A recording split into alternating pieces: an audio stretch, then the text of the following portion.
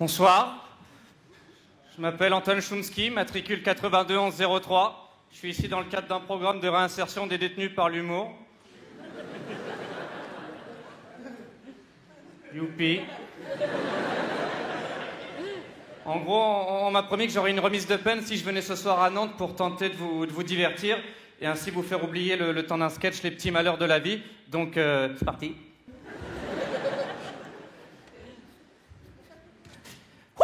Je sais pas si vous avez remarqué, mais les putes du bois de Boulogne, c'est un peu comme un kebab. Voilà.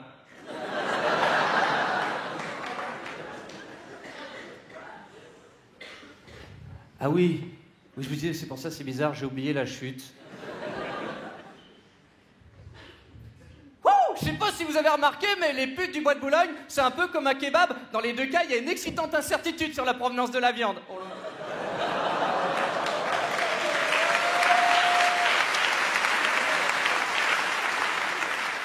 C'est-à-dire que je sais pas faire ça, moi, divertir. En plus, pour vous faire oublier quoi? Vous faire oublier. Vous divertir pour vous faire. Oui, vous faire oublier que si votre enfant est moche, il y a de fortes chances que ça soit de votre faute. Il y a des gens qui ont raté leurs enfants dans la salle. Pardon, je vais reformuler. Il y a des gens qui ont la sensation d'avoir été bâclés par leurs parents. Non, je dis ça parce que faut pas faire n'importe quoi. Ma mère, qui était gynécologue, elle disait toujours à ses patients faire des enfants, c'est comme faire de la cuisine. Faut le faire avec de bons produits. Si vous sentez que vous êtes d'une beauté approximative, vous reproduisez pas avec quelqu'un de similaire, quoi. Mais vous divertir pour vous faire oublier, que si vous êtes né noir ou arabe, bon courage dans la vie. Attention. Non, c'est pas une blague raciste. Vous m'entendrez jamais faire des clichés sur les noirs et les arabes, surtout en prison où ils sont plutôt bien représentés. Mais non, j'ai rien contre les noirs et les arabes. Enfin, les noirs, c'est juste leur revendication que je trouve pénible. Oui, reconnaissez l'esclavage. Ok, en attendant, si on leur avait pas fouetté le cul, ils auraient jamais inventé le blues. Ah.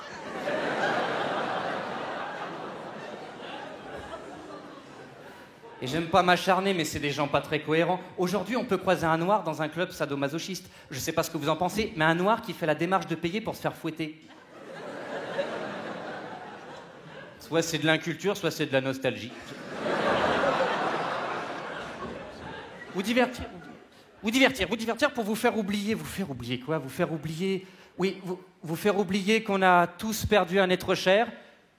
Enfin, on a au moins tous perdu un frère ou une sœur dans la bouche de notre mère, vu qu'à l'époque, elle avalait.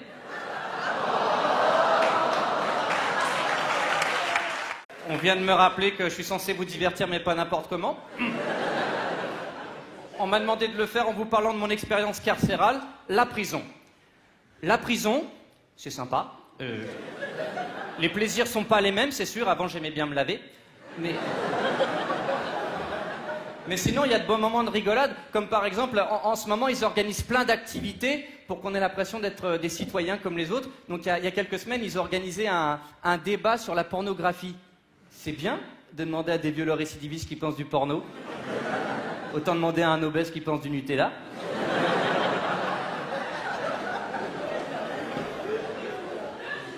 Moi, j'ai assisté à cette réunion parce que ça s'est passé dans le réfectoire et comme j'étais de corvée de vaisselle, sous prétexte que j'ai tenu des propos racistes au nouveau cuistot. C'est des Chinois, du coup, je les ai tous appelés Chang.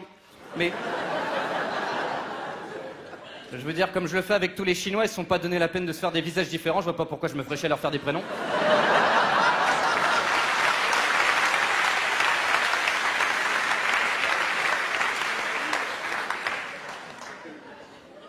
En tout cas, cette réunion, c'est un épisode de ma vie que j'aimerais vous faire partager maintenant. Je vais vous demander pour ça un petit effort d'imagination. Nous sommes, il y a 2 semaines, à la prison de Villepinte, dans le 93. Dans le réfectoire, 3 détenus à la sexualité trouble reçoivent la visite de Gilbert, un psychologue que je qualifierais d'autodidacte.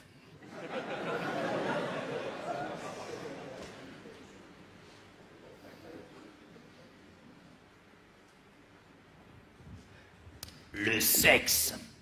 Sexe. Alors, je sais que ce mot met certains d'entre vous mal à l'aise. Sexe. Vous devez affronter ce mot, sexe.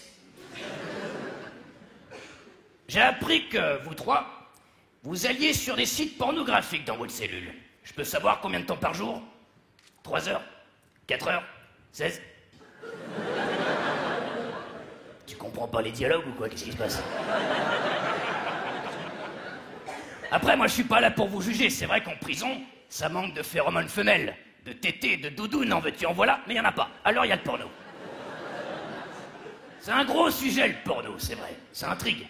On a tous été tentés par un petit doggy style sur la croupe d'une milf, on est d'accord. Mais attention, les mecs. Ce qui a l'air facile dans le film l'est pas dans la réalité. Moi, je me souviens, c'était en 97, j'étais à la Fistinière.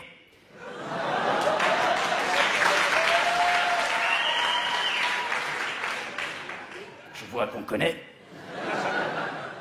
Et je peux te dire que quand tu te retrouves avec un anneau pénien et un pompier majorette qui tartine l'oignon avec sa crème Kéline pour les fesses afin de t'insérer un plug anal de la taille d'un cactus du Nevada,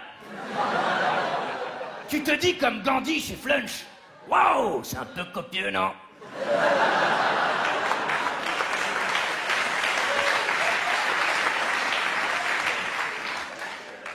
Alors ensemble, on va essayer de comprendre le porno. Attention, comprendre n'est pas adhérer.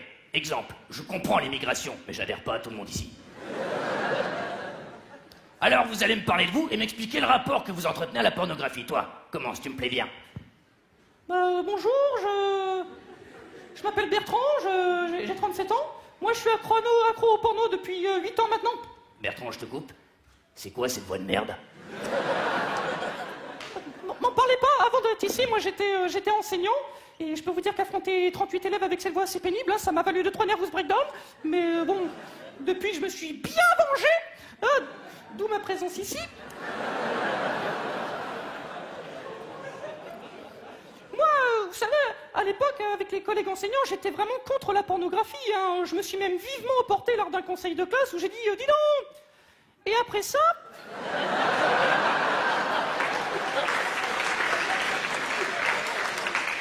Et après ça, je me suis dit, Bertrand, oui, Bertrand.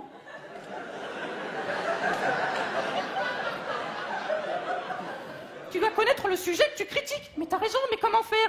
Bah tu vas sur les sites spécialisés. Oh, mais heureusement que t'es là. Bah tu m'appelles s'il y a un problème, ok, bisous.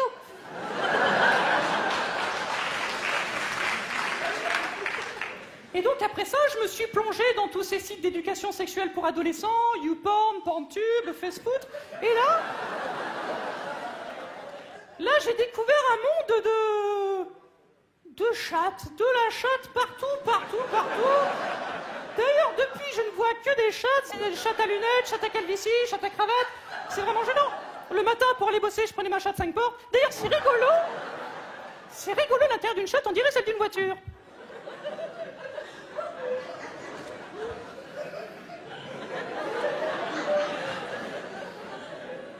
Alors là, ce qu'essaye de nous dire Bertrand, c'est qu'effectivement, le sexe féminin nous entoure, car il a inspiré bon nombre d'objets de notre quotidien. Je pense notamment aux lasagnes de Beaufril.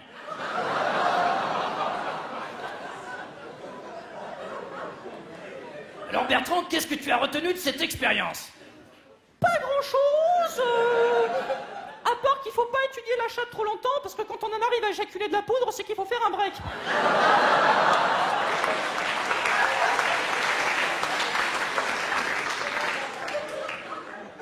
On applaudit Bertrand, on applaudit Bertrand.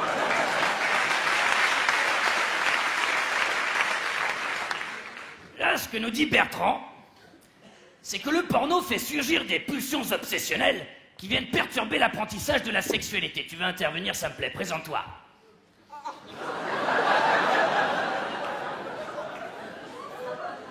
Moi, je m'appelle Franck, avec un F comme fuck you.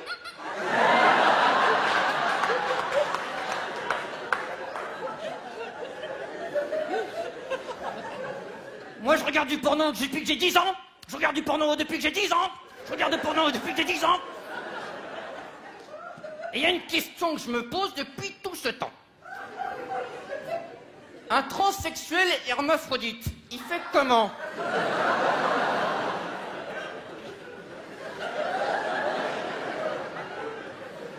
Alors là, sans doute sans faire exprès, Franck vient de soulever 2 problèmes. La consanguinité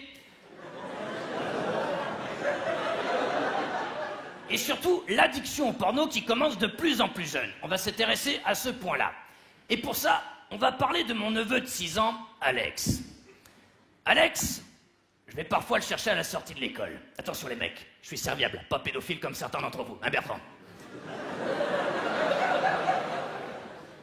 Alex, quand on attend le bus à côté du kiosque à journaux, c'est pas la couverture du journal de Mickey qu'il regarde, non. C'est celui de Fouf Mag. Celui qui a pour gros titre « Des femmes qui assument, des femmes qui avalent ». Donc là, forcément, le gamin, il s'intéresse. Il me dit « Mais tonton !» Alors attention, mon gamin n'est pas débile. C'est juste que je sais pas imiter les mômes.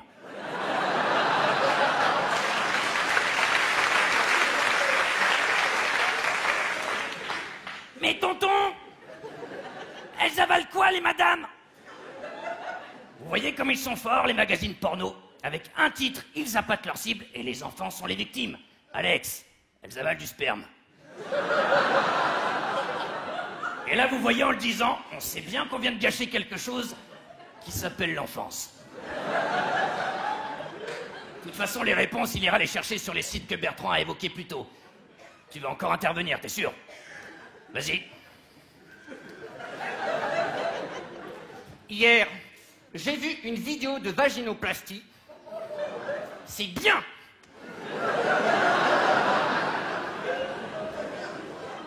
Je sais pas, je connais pas ce groupe. Quelqu'un d'autre, toi, là, t'as rien dit depuis le début. Présente-toi au lieu de gigoter sur ta chaise. Ça te dit de te présenter? Mais bien volontiers. Alors, je m'appelle Alphonse, j'ai 37, bientôt 38, disons 38 ans. On vieillit, oulala. Alors, j'entends bien ce que dit tout le monde, mais imaginons que nous supprimons le porno d'Internet. Oh, où est-ce que nous allons observer la rencontre qui personnellement m'apaise entre un pot d'échappement et l'anus d'une joggeuse?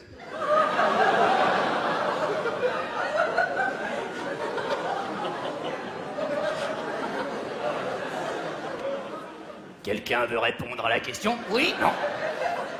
Personne? Développe ton propos, Alphonse. Ce que je veux dire, c'est que le gamin, si vous lui retirez sa dose de porno, vous allez en faire un petit sauvageon, un petit mougli. Il va pas se plonger dans les études tout de suite après. Il se retrouvera devant son ordi, le pénis pendouillant piteusement dans sa paluche, à se demander « Bon, elle est où la chatte ?» Elle est partout. Elle est partout. Elle est partout. D'ailleurs, vous ferez attention, vous êtes assis sur une chatte, là. Autant pour moi. Ce que je veux dire, hop là, voilà. Le gamin, il n'aura plus de repères et à tous les coups, vous le retrouverez quelques semaines plus tard à gangbanger de la mamie. Ce que je veux dire.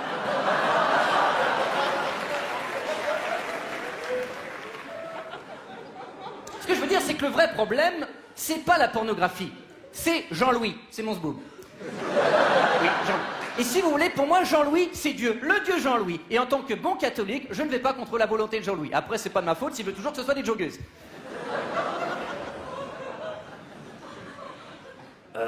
Alors là, ce que t'essayes... Hé! Il a dit zboob. À l'envers, ça fait boobs. Nichon. Nichon.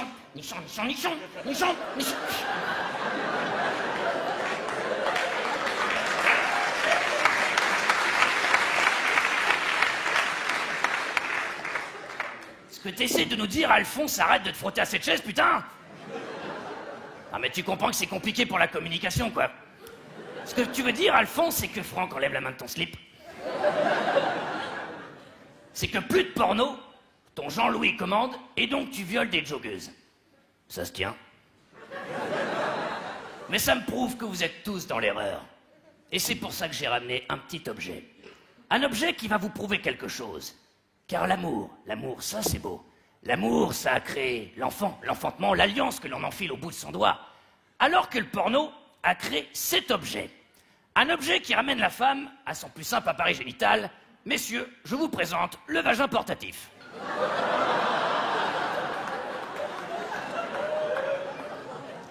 Je vous demanderai d'observer, messieurs, qu'on a ici affaire à un vagin thermos. Alors je sais ce que vous vous dites. Waouh, ouais, pratique pour les pique-niques. Mais quand même, les mecs.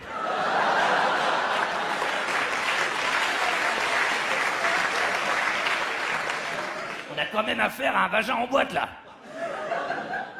Ça s'appelle la négation de la femme, ça, les mecs. Et c'est ça la pornographie. Bertrand, qu'est-ce que t'en penses? Bah c'est une chatte ou un thermos? On a qu'à dire condom, c'est une chatte, c'est une chatte! C'était pas la question. Alphonse, qu'est-ce que t'en dis, Alphonse? Moi, j'en dis qu'on lui met un petit jogging, on la fait courir. Fais-la courir, la bitch. Fais-la courir. Franck, ça va? Franck? Maman? Fuck you! Non!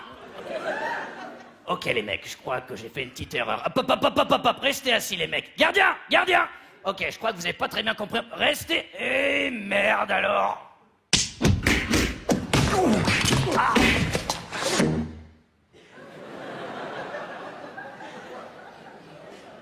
Voilà, comme il a dit, comprendre n'est pas adhérer. La suite de ce débat aurait pu être évitée si les gardiens avaient été à leur poste et pas sur YouPorn. Ils auraient pu entendre les cris de détresse du psychologue, et de détresse et d'étonnement, car tout comme lui, je me demande encore comment est-ce qu'ils ont réussi à faire entrer ce pot d'échappement dans le réfectoire et par extension dans le psychologue. En tout cas, moi, grâce à cette réunion, j'ai pu prendre ça, j'ai pu retomber sur une sexualité consentante. Hein, Sophie? Après le spectacle. Parce qu'elle est collante.